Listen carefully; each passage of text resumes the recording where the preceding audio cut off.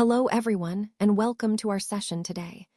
I'm excited to introduce you to our presentation on BPCC-101, Introduction to Psychology. Today, we'll be focusing on Unit 5, which is all about thinking and language. This course is part of the Bachelor of Arts, Huns, in Psychology program. My name is your name, and I'm here to guide you through this fascinating topic. This presentation will cover key concepts related to how we think and communicate through language, helping you understand the psychological processes behind these essential skills. So, let's get started and explore the intriguing world of thinking and language together. Let's begin by exploring the fascinating world of thinking and language. As humans, we are cognitive creatures, meaning we have the incredible ability to think, reason, and communicate through language. This entire unit focuses on two higher mental processes, thinking and language, that fundamentally shape how we understand and interact with the world around us. To illustrate this, consider the Titanic example. It shows how overconfidence and cognitive errors can lead to flawed decision-making, reminding us how important it is to understand our thought processes. Thinking, creativity, problem-solving, decision-making, and language are all interconnected. They reflect both our cognitive flexibility, our ability to adapt and think creatively, and our limitations. Now, let's look at some core focus areas. We'll examine the nature and different types of thinking, the processes involved, like mental imagery, concepts, and propositions, and how creativity develops through various stages of creative thinking. We'll also discuss problem-solving, including the barriers we often encounter and how cognitive biases influence our decisions. Finally, we'll explore language, its structure, how it develops, and its close relationship with thought. The key goal here is to understand how humans think, make decisions, solve problems, create ideas, and use language to effectively express what they are thinking. So, by the end of this, you'll see how these processes are integral to our daily lives, and how understanding them can enhance our cognitive and communicative abilities. Today, we're diving into the learning objectives for this unit, which focus on understanding thinking, problem-solving, and language. By the end, you'll be able to grasp what thinking really is as a cognitive process, including how it involves symbols, ideas, and images, and how it helps us reason, plan, and achieve our goals. We'll explore different types of thinking, like concrete, abstract, creative, reflective, and critical, and understand how mental imagery, concepts, and propositions shape our thoughts.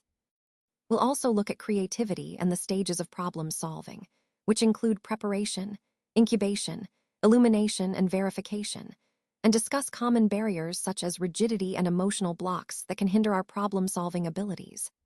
Moving on, we'll examine decision-making, focusing on how we evaluate options and use reasoning, while also recognizing common cognitive biases like overconfidence, anchoring, and confirmation bias that can influence our judgments.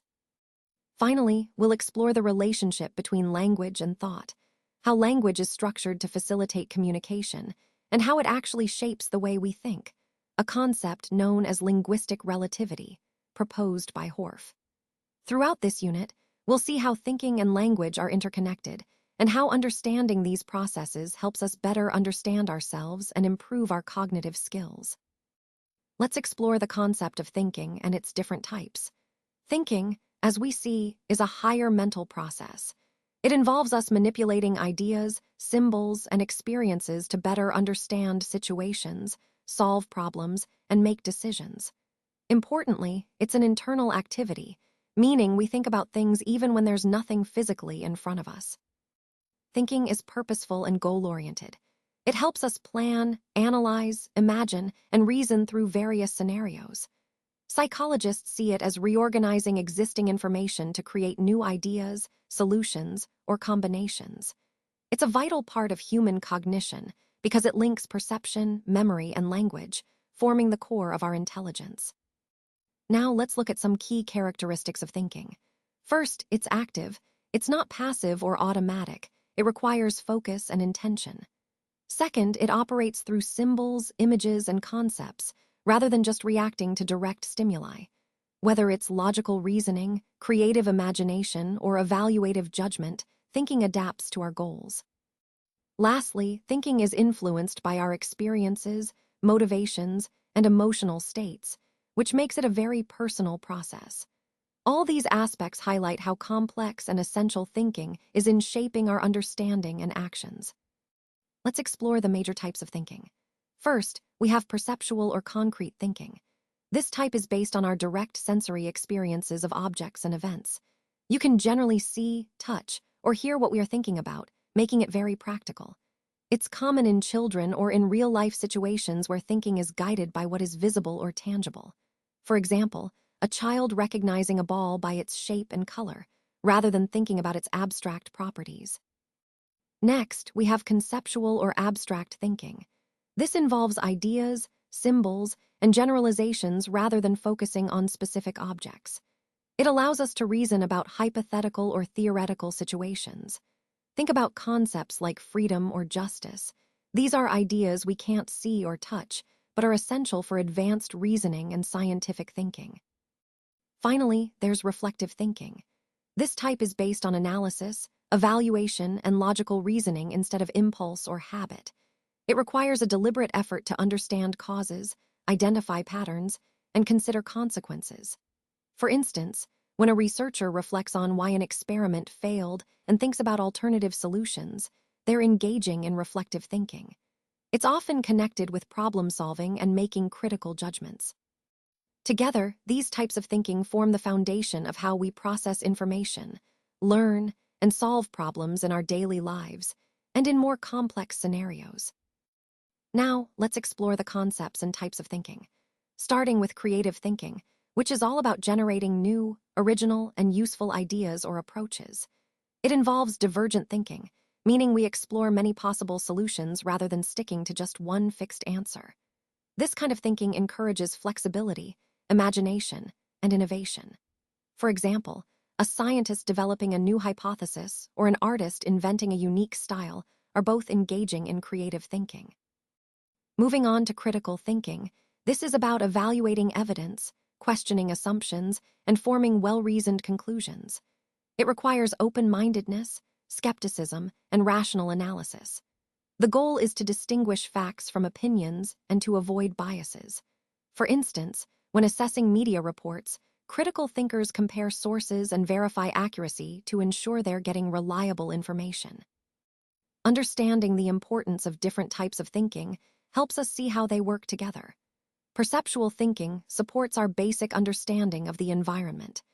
Conceptual and reflective thinking help us develop reasoning and deepen our learning. Creative and critical thinking are essential for driving innovation, scientific progress, and making informed decisions. Finally, balanced thinking involves using both convergent thinking, which is logical and focused, and divergent thinking, which is more creative and exploratory. Combining these allows us to solve problems effectively and think comprehensively. Let's take a closer look at the process of thinking, focusing on mental imagery, concepts, and propositions. Thinking involves internal mental operations that manipulate symbols, images, and ideas to interpret our experiences or to solve problems. Essentially, it transforms the sensory input we receive into organized thought, connecting what we already know with what we are currently experiencing. Now, this process isn't random or haphazard. It follows certain mental steps and structures, mainly involving imagery, concepts, and propositions. Today, I want to focus on mental imagery, which is a fascinating aspect of this process. Mental imagery refers to the mental representations of sensory experiences, so it's like seeing something in your mind's eye without any direct sensory input. For example, if I ask you to imagine a red apple, what happens? You form a visual image of that apple, even if it's not actually in front of you. Mental images can involve any of the senses, visual, auditory, tactile, or kinesthetic, depending on what experience you're recalling or imagining. These images are incredibly useful in many areas: memory recall, planning, creativity, and problem-solving. Think about visualizing a route before you travel or imagining how a solution might look. That's mental imagery at work.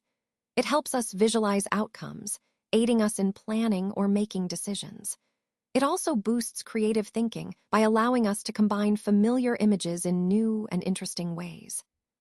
Moreover, mental imagery enhances learning and memory retention because associating ideas with images makes them easier to remember. And it supports spatial reasoning, helping us navigate through complex environments or tasks. In summary, mental imagery is a powerful tool in our thinking process, helping us visualize, plan, create, and remember more effectively. Let's take a closer look at the process of thinking, specifically focusing on mental imagery, concepts, and propositions. Starting with concepts, these are essentially mental categories that help us group objects, events, or ideas that share common properties. For example, when we think of the word bird, we're including many different species that all have key traits like feathers and wings. Concepts are incredibly useful because they allow us to simplify and organize our experiences, making our thinking more efficient. Now, how do we form these concepts? Generally, it happens through our experiences and the process of generalization. We notice similarities and differences between things we encounter, which helps us categorize them. Abstraction plays a big role here. We focus on the essential features that define a category and ignore irrelevant details. Moving on to the functions of concepts, these are vital for our daily thinking. They help us simplify complex information, assist in classifying and reasoning about the world, and even make communication easier. For instance, using the word vehicle to describe a car, a bike, or a bus helps us communicate quickly and effectively. There are different types of concepts, too. Conjunctive concepts are defined by multiple features, like a square having 4 equal sides and right angles. Disjunctive concepts are based on any one of several features. Think of metal, which can mean something that conducts electricity or heat. Then we have relational concepts, which are all about relationships between things, such as larger than or sibling of.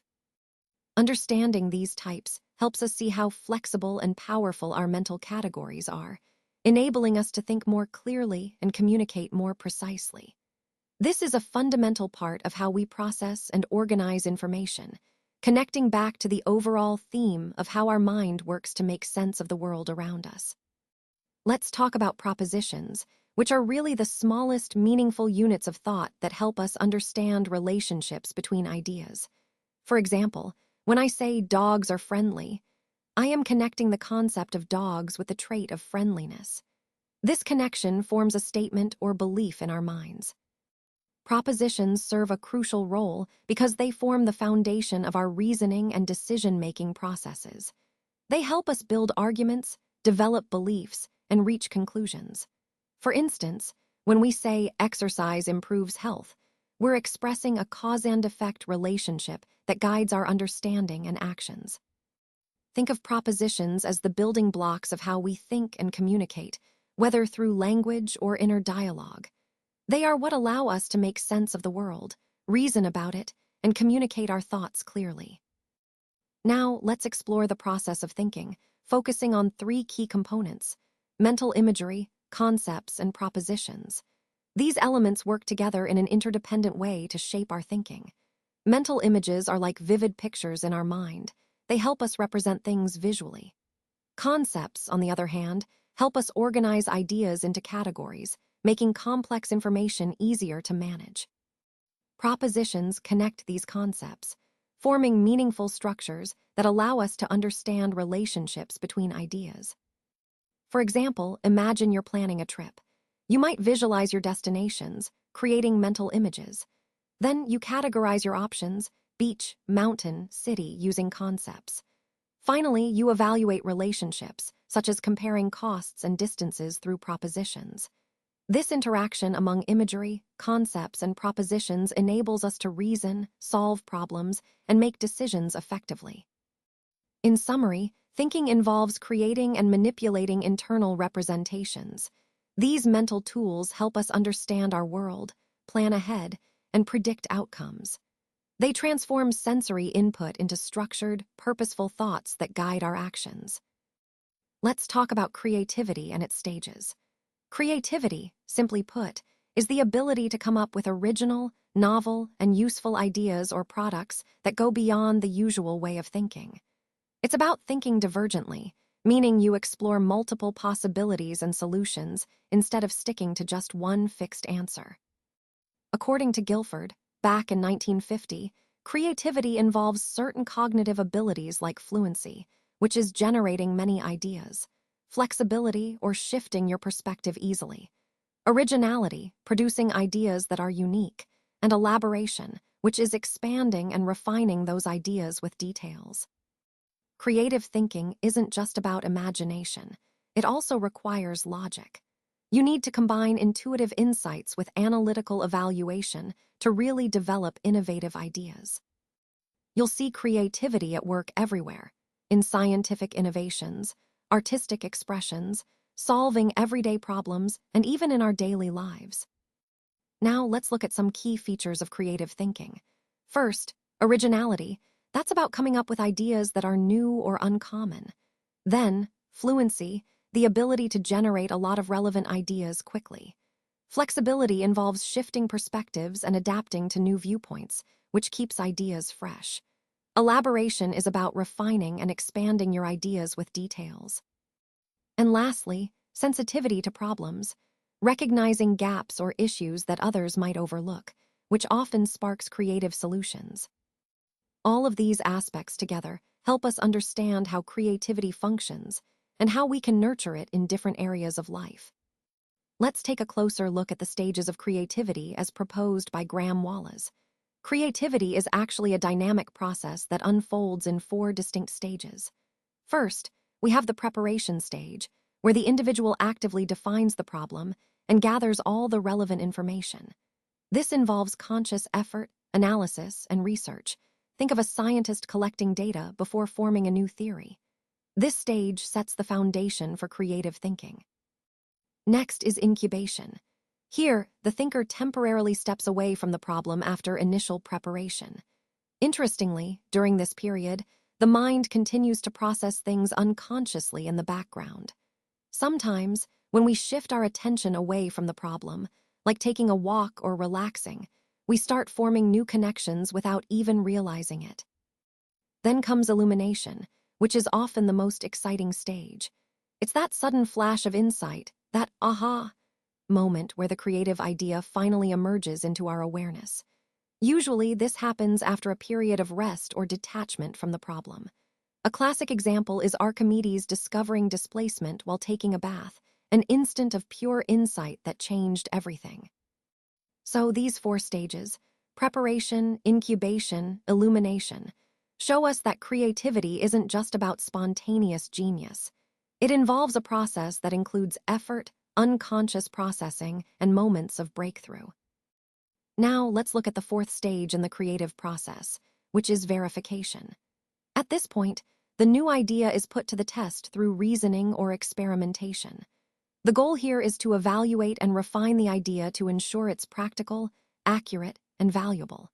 For example, this could mean testing a scientific hypothesis to see if it holds up, or making improvements to an artwork after receiving feedback. The verification stage helps us confirm whether our idea is viable and effective before moving forward. Next, I want to highlight some key factors that influence creativity. First, there are cognitive factors, things like intelligence, knowledge, and problem-solving skills that help us generate and develop ideas. Then there are personality traits such as openness, independence, persistence, and curiosity, which foster a creative mindset. Environmental factors also play a crucial role. Supportive surroundings, the freedom to explore, and opportunities for experimentation all boost creativity. Lastly, motivation, especially intrinsic motivation, can significantly enhance our creative performance by driving us from within. Now, why is creativity so important? Well, it fuels innovation and scientific progress, leading to new inventions and discoveries. It's essential for artistic expression, education, and technological advancements. Creativity also encourages us to think flexibly and adapt to changing circumstances, which is vital in today's dynamic world. Ultimately, creativity reflects the highest potential of human cognition, our ability to think beyond boundaries and come up with novel solutions. So, understanding these stages and factors helps us harness our creative abilities more effectively, fitting seamlessly into the broader theme of understanding human thinking and problem solving. Let's delve into the concept and nature of problem solving. Essentially, problem solving is a goal-directed cognitive process. It involves recognizing an obstacle and then finding a suitable way to overcome it. To do this effectively, we need to understand the problem clearly, generate possible solutions, and then select the most effective one through reasoning and evaluation. Psychologists often describe problem solving as applying our past experiences and knowledge to new or unfamiliar situations. This process is fundamental to human adaptation because every task we face, whether it's making everyday decisions or making scientific discoveries, requires us to solve problems. For example, a student planning how to manage their study time efficiently is engaging in problem solving. Now let's look at some key characteristics. Problem solving is purposeful and systematic, meaning it's directed toward a specific goal. It involves both cognitive components, thinking, and behavioral components, doing. To reach a solution, we might use trial and error, insight, or reasoning. The efficiency of our problem solving depends on how complex the problem is and our own experience and flexibility in approaching it. Overall, problem solving is a dynamic process that requires us to apply our mental skills in practical ways to overcome obstacles and achieve our objectives. Let's take a closer look at the major steps involved in problem solving. First, we have problem identification. This is about recognizing that a problem exists or that a goal cannot be achieved with our current methods. It requires us to be aware and observant, like noticing that your study method isn't effective before exams. Next is problem definition and understanding. Here, we clarify what exactly the problem is, analyzing what we know, what we don't know, and what conditions are involved. Getting this step right is crucial because a poorly defined problem often leads to wrong solutions. Then we move on to strategy formulation. This involves coming up with different ways to approach the problem. Strategies might include trial and error, systematic methods called algorithms, or mental shortcuts known as heuristics. For example, a chess player considers multiple moves before choosing the best one. That's strategy formulation in action. The fourth step is the organization of information. This means arranging and analyzing all relevant data systematically. Doing so helps us identify patterns or relationships that can guide us toward a solution. Visual tools like flowcharts or lists are often used here. Finally, resource allocation is about deciding how best to use what we have: our time, effort, money, or information. Managing these resources efficiently increases our chances of success. All these steps together form a logical process that makes problem solving more effective and goal-oriented. Now, let's move on to the next part of problem solving, which is monitoring progress. This step involves observing and reviewing how effective our strategies are. It's important to keep track of what's working and what's not, so we can make informed decisions. For example, if you're studying and your results aren't satisfactory, you might need to revise your study plan based on the feedback you receive or changes in your schedule. Adjusting your actions accordingly helps ensure you stay on the right track towards solving the problem. Next, we have the evaluation of the solution. This is where we assess whether the final outcome actually meets our original goal. It involves reflection, thinking about what worked and what didn't, testing the solution, and verifying the results. If the outcome isn't satisfactory, don't worry. That's part of the process. You simply go back through the problem-solving cycle, make adjustments, and try again until you achieve the desired result. Now let's look at the different approaches to problem solving. First, there's trial and error, where we try various solutions repeatedly until we find one that works. This approach is common, especially when we're learning something new. Then, there's insightful problem solving, which often comes as a sudden realization or an aha moment. It's like connecting the dots in a flash of insight. We also have the algorithmic approach, which involves following a step-by-step logical procedure. Think of solving a math problem using a clear set of instructions. Lastly, The heuristic approach uses simplified strategies or rules of thumb to make quick decisions, especially when time is limited or the problem is complex. Finally, I want to emphasize why problem solving is so important. It promotes rational thinking, sparks creativity, and helps us adapt to new situations. It encourages us to use our past experiences to tackle current challenges. Developing strong problem-solving skills also enhances our planning, evaluation, and decision-making abilities.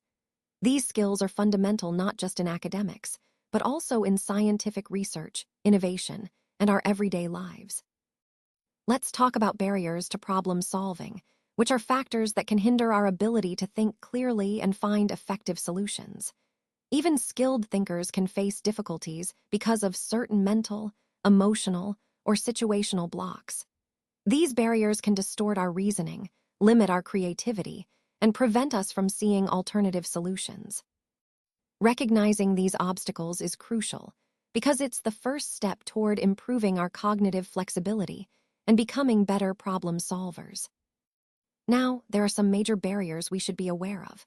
The first one is called mental set or perceptual set. This is when we tend to approach new problems in the same old, familiar ways, even if those methods no longer work. For example, imagine you're solving a math problem the same way you always have, even when a new formula could make it much easier. This tendency can cause us to get stuck using strategies that used to be successful but aren't helpful anymore. It really limits our ability to adapt and think creatively.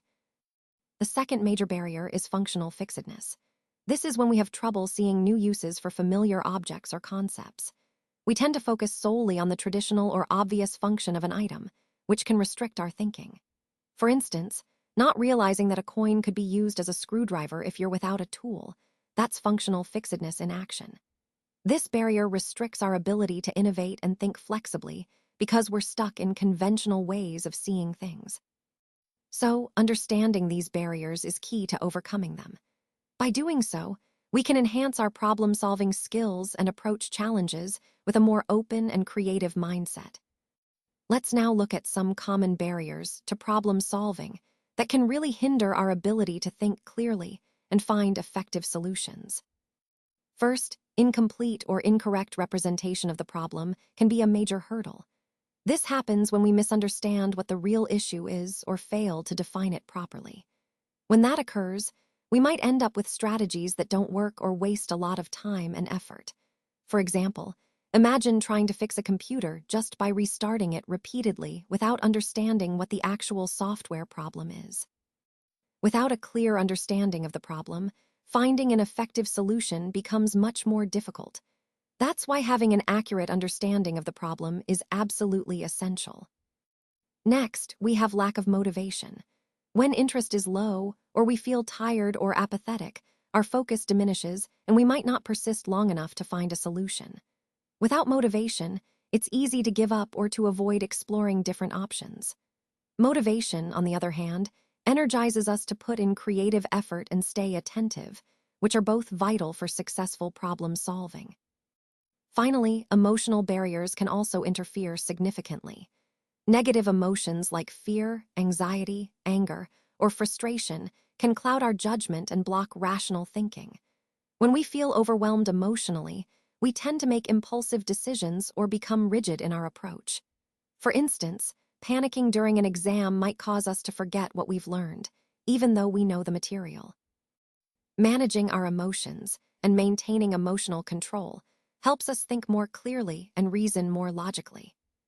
So, recognizing these barriers, misunderstanding the problem, lack of motivation, and emotional interference can really help us address them and improve our problem-solving skills.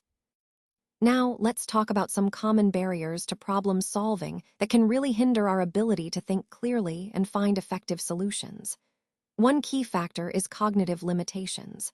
Sometimes, the problems we face may simply be beyond our knowledge, experience, or cognitive capacity. If we lack the necessary expertise, it can be difficult to select and apply the right strategies. That's why continuous learning is so important. It helps us expand our mental toolkit and better handle complex issues. Another barrier comes from cultural or environmental constraints. Social norms, traditions, or strict institutional rules can discourage us from thinking creatively or trying unconventional approaches. For example, a workplace culture that resists new ideas can stifle innovation. To overcome this, fostering open dialogue and being flexible are essential, as they create space for new solutions to emerge. To effectively overcome these barriers, it's important to develop self-awareness of our habitual thinking patterns. Practicing divergent thinking and brainstorming can help us explore new perspectives. Managing stress and emotions through techniques like relaxation or reframing can also improve our problem-solving abilities. Maintaining intrinsic motivation, staying curious and striving for mastery rather than just focusing on outcomes, keeps us engaged. Lastly, creating supportive environments that encourage experimentation and flexibility can make a big difference in breaking down these barriers and enhancing our problem-solving skills. Now, let's delve into the process and nature of decision-making. Decision-making is essentially a higher-order cognitive process, which means it involves complex thinking skills. It's about choosing one course of action from several alternatives to reach a specific goal. You can see how closely this links to problem-solving, since often, making a decision is the final step in resolving a dilemma. When we make decisions, we weigh the options, try to predict the outcomes, and use both logic and our past experiences. This skill is vital in our daily lives, whether we're deciding on a career, choosing what to eat, or making important organizational or policy decisions. Psychologists tell us that decision-making is a blend of rational analysis and emotional influence. In other words, it's not just cold logic. Feelings and emotions also shape our judgments. Now, moving on to the characteristics of decision-making. First, it's goal-directed. That means every decision we make aims to achieve a specific purpose or resolve a particular dilemma. It involves evaluation and selecting among different options. And of course, it depends heavily on the information available, our personal values, and the situational context. Decisions can be logical, which means systematic and methodical, or intuitive, based on gut feelings and past experiences. Finally, the outcomes of decisions can vary. They might be certain, risky, or uncertain, depending on how predictable the results are. Now, let's explore the decision-making process and its nature.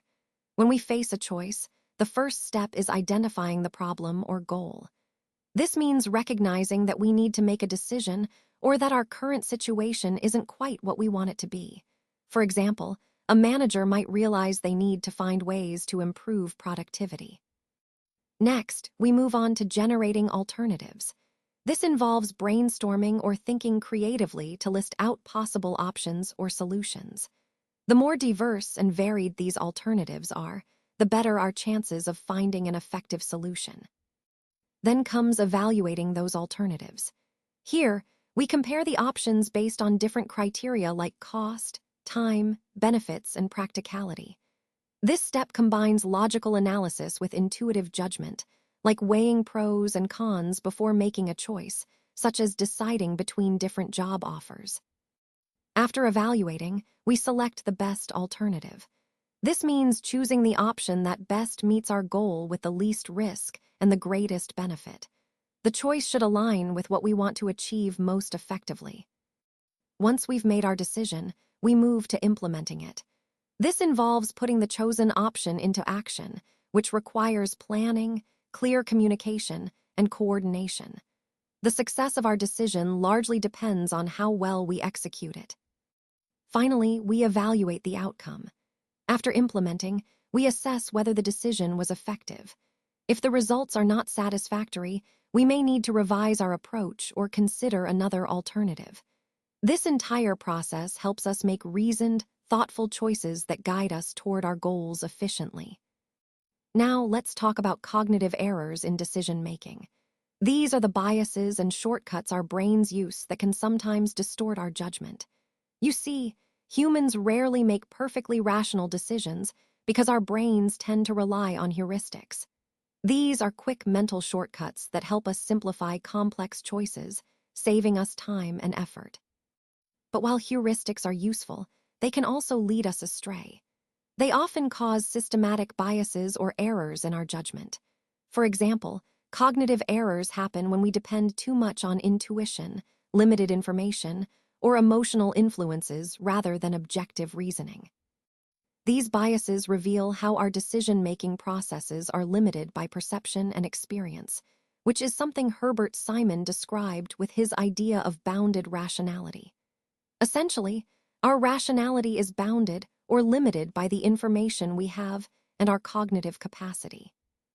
Now, one common heuristic in decision-making is the representativeness heuristic.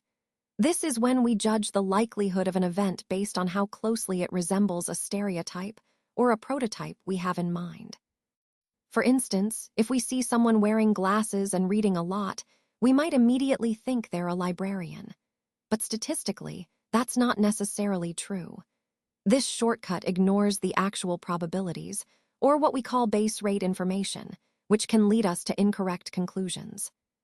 So, understanding these heuristics helps us become more aware of how our judgment can be biased, and this awareness is key to improving our decision-making skills. Let's dive into some common cognitive errors that can really distort our judgment when making decisions. First, we have the availability heuristic. This happens when we judge how likely something is based on how easily we can recall examples of it.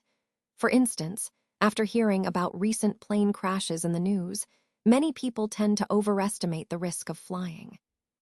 The key point here is that memorable or recent events tend to skew our perception, making us think these events are more frequent than they actually are. Next, we look at the anchoring and adjustment heuristic. This is when we rely too heavily on the first piece of information we encounter, what's called the anchor, and then don't adjust enough from it. For example, in negotiations, the initial price set often acts as a reference point that influences all subsequent offers. This shows how our initial impressions can bias our decisions later on, often without us even realizing it. Finally, there's the framing effect. This is about how the way information is presented can change our decisions. For example, people tend to prefer meat labeled 90% lean rather than 10% fat, even though both descriptions mean the same thing. It highlights how the context and language used to describe options can strongly influence our perception and choices. Understanding these biases helps us become more aware of the hidden forces shaping our judgments, which is essential in improving decision-making processes overall. Let's take a closer look at some common cognitive biases that can really distort our judgment. First, there's overconfidence bias. This is when we tend to overestimate our own knowledge or abilities. For example, a driver might believe they are better than average, despite accident statistics showing that most drivers make mistakes. This overconfidence can lead us to take unnecessary risks and make poor self-assessments, which can be dangerous. Next is confirmation bias. This happens when we seek out and favor information that supports our existing beliefs while ignoring evidence that contradicts them. Imagine someone only reading news sources that align with their opinions. This reinforces their closed-mindedness and faulty reasoning, making it harder to see things objectively. Then we have hindsight bias. After an event occurs, we often think, "I knew it all along," believing that the outcome was predictable. This bias distorts our memory of how we reasoned in the past and can prevent us from learning from our mistakes because we believe we already knew the outcome. Finally, there's illusory correlation. This is when we believe there's a relationship between unrelated variables just because they happen to occur together by coincidence. For example, thinking that carrying an umbrella always causes it to rain. This kind of thinking encourages superstitions and irrational connections that aren't actually supported by evidence. Understanding these biases helps us recognize how our thinking can be skewed and reminds us to approach decisions more critically and objectively. Let's talk about cognitive errors in decision-making. These are mistakes that happen when our brains rely on heuristics or mental shortcuts, which can sometimes distort our judgment. Understanding these biases is crucial because they can lead us to make irrational or less than ideal decisions, whether in everyday life, business, or governance. These errors tend to reduce the accuracy of our judgments, predictions, and risk assessments. They can also reinforce harmful stereotypes, prejudice, and spread misinformation. The important thing to remember is that these errors often occur unconsciously, so becoming aware of them and reflecting on our thinking is key to reducing their impact. Now, how can we minimize these cognitive errors? Critical thinking is essential. Question your assumptions and evaluate the evidence before jumping to conclusions. Seeking out diverse perspectives helps combat confirmation bias and subjective judgment. Slowing down the decision-making process allows us to avoid impulsive, emotionally driven choices. Using data and understanding probabilities means basing our judgments on facts rather than just impressions or gut feelings. And finally, reflecting on past decisions and reviewing their outcomes helps us learn and improve our reasoning for future choices. When we actively apply these strategies, we become better at making sound, rational decisions in all areas of life. Let's explore the concept and nature of language. Language is a structured system of symbols, sounds, and rules that we use to represent ideas and communicate meaning. It's how we share experiences, express emotions, and convey abstract thoughts. What's really fascinating is that language is unique to humans and is essential for organizing and transmitting knowledge. It plays a dual role. Not only does it help us communicate, but it also shapes our thinking, allowing us to develop complex thoughts. Now let's look at the components that make up language.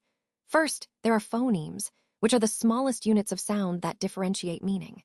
For example, the B sound in bat versus the P in pat.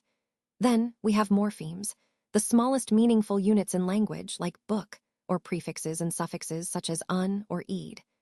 Moving on, syntax refers to the grammatical rules that determine how words are combined into sentences, providing structure to our language.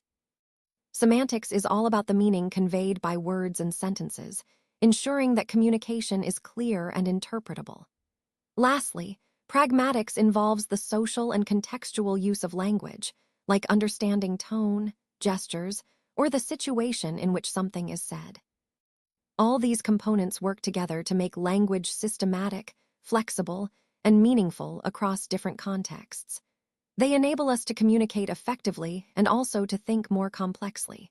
So, in essence, language isn't just a tool for talking. It's deeply intertwined with how we think and understand the world around us.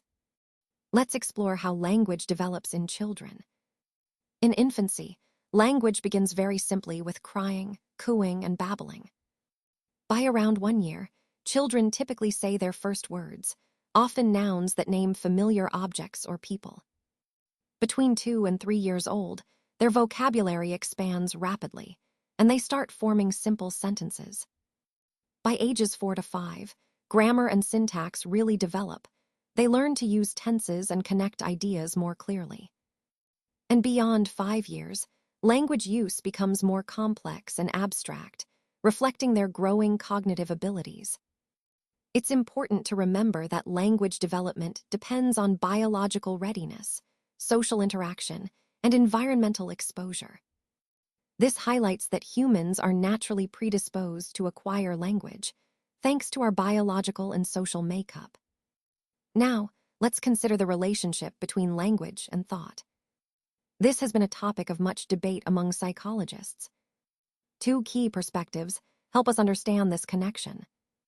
First is the linguistic relativity hypothesis, also known as the Sapphire-Whorf hypothesis, proposed by Edward Sapphire and Benjamin Lee Whorf. This idea suggests that language influences, or even determines, the way we think, what we call linguistic determinism. For example, the Hopi people, whose language doesn't have a past tense, perceive time differently from English speakers who have a tense for past events. According to this view, the structure of our language shapes our perception, memory, and worldview. So, essentially, the language we speak can influence how we interpret and experience the world around us. Let's explore how language and thought are interconnected. Modern psychologists now believe that language and thought influence each other, but neither one completely determines the other. For example, thought can exist without language, Animals and preverbal infants, for instance, can still reason and plan their actions. However, language plays a crucial role in enhancing and refining our thinking, enabling us to engage in complex reasoning, abstraction, and self-reflection. So, while language helps us organize and express our thoughts, our thinking can also shape how we develop and use language. This interdependence means that language helps us categorize experiences and create symbols, making complex thought possible. At the same time, thinking attaches meaning to words, giving language substance and depth. It's a reciprocal relationship. Thought provides the content, the ideas, and language gives that content form and structure. This connection explains why someone's linguistic abilities often predict their academic and cognitive performance. Understanding this relationship is important because it helps us see how humans reason, imagine, and communicate. It also sheds light on why different cultures, with their unique languages, might perceive the world differently. Plus, it highlights how language influences learning, memory, and creativity. Ultimately, human intelligence is rooted in this integration of verbal and cognitive systems, making the study of their relationship essential for understanding the full scope of human thought. Now, let's wrap up with a quick summary and the key takeaways from this unit. We've explored two fundamental cognitive processes, thinking and language, which are essential to human reasoning, creativity, and communication. Thinking allows us to analyze situations, interpret information, and solve problems, while language gives us the means to express and share our thoughts clearly and effectively. Together, these processes are what define human intelligence and our remarkable ability to adapt, innovate, and interact with the world around us. When we look at thinking more closely, we see that it's a goal-oriented, symbolic mental activity. It involves manipulating ideas, images, and information to make sense of things. This process operates through mental imagery, concepts, and propositions, which help us organize our experiences. We also discussed 5 main types of thinking. First is concrete or perceptual thinking, which is based on sensory experiences.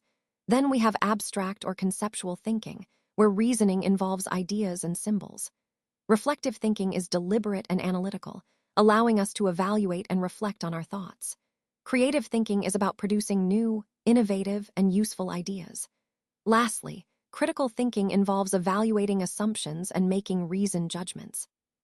Understanding these aspects helps us appreciate how thinking shapes our interactions with the world and enhances our ability to communicate and solve problems effectively.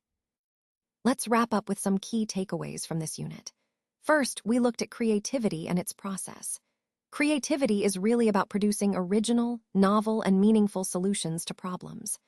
According to Wallace, there are 4 stages in creative thinking: preparation, where we gather and analyze information; incubation, which is an unconscious process where ideas develop; illumination, that sudden aha moment of insight; and finally, verification, where we evaluate and refine our ideas to make them practical. Creativity also involves divergent thinking, which is about exploring many possible solutions, as well as intellectual curiosity and openness to new experiences. Moving on to problem solving, it involves identifying obstacles and developing strategies to overcome them. The key steps include identifying the problem, defining it clearly, formulating strategies, organizing our approach, utilizing resources, and continuously monitoring and evaluating progress. Effective problem solvers tend to be flexible, persistent, and insightful. But of course, there are barriers like mental set, where we're stuck in a usual way of thinking, functional fixedness, lack of motivation, and emotional stress, all of which can hinder our ability to find solutions. Finally, decision-making is about choosing the best option among various alternatives. It involves logical reasoning, evaluating options, and aligning choices with our goals. However, our judgments are often influenced by cognitive biases or heuristics. For example, we might rely on representativeness or availability heuristics, be anchored by initial information, or frame choices in a way that influences our decisions. Confirmation bias and overconfidence are also common pitfalls. Being aware of these cognitive errors helps us make more rational, critical decisions. Remember, Understanding these processes and barriers helps us improve our thinking, creativity, problem-solving, and decision-making skills overall. Let's wrap up with some key takeaways from this unit on thinking and language. First, it's important to recognize that thinking and language are core cognitive abilities that truly set humans apart from other species. Thinking provides the content, the ideas, the reasoning behind our actions, while language offers the structure to express those thoughts clearly and effectively. Together, they enable us to reason, be creative, and communicate complex concepts. Both thinking and language are heavily influenced by our culture, experiences, and what we've learned over time. They reflect the incredible complexity of human cognition and the way we use symbols to represent ideas. One of the most crucial points is that effective thinking involves clarity, logic, creativity, and reflection. When we're solving problems or making decisions, reasoning and flexibility are key. Being aware of our biases and mental barriers can help us think more independently and critically. And remember, language isn't just about expressing ourselves. It's a framework that shapes our understanding and perception of the world. It influences how we interpret experiences and communicate ideas. So, understanding the deep connection between thinking and language helps us appreciate the richness of human cognition and the tools we use to navigate our lives. Thank you so much for watching. If you enjoyed the content we've shared today, please don't forget to hit the thumbs up like button and bell subscribe so you never miss out on more amazing videos from us. Remember, your support helps us create better content and continue to bring you valuable insights. A big thank you from the Skills Sapphire team. Your engagement truly makes a difference. We hope you found this presentation helpful and inspiring. Thanks again for being with us, and we look forward to sharing more with you soon.